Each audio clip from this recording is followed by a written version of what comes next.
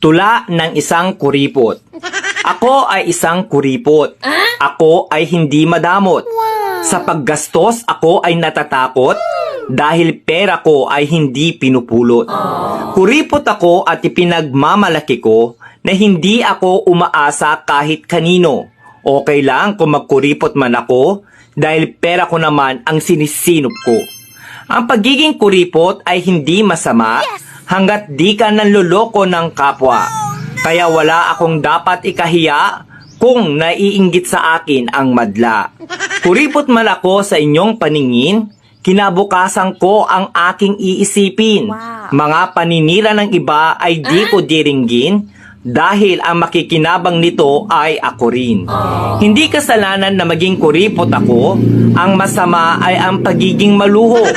Huwag magpasikat kung hindi naman totoo, lalo nang kung sa utang nang galing ito. Ako ay kuripot magpakailanman, pera ko ay aking papahalagahan upang may magamit sa kinabukasan at hindi na ako kailangang mangutang.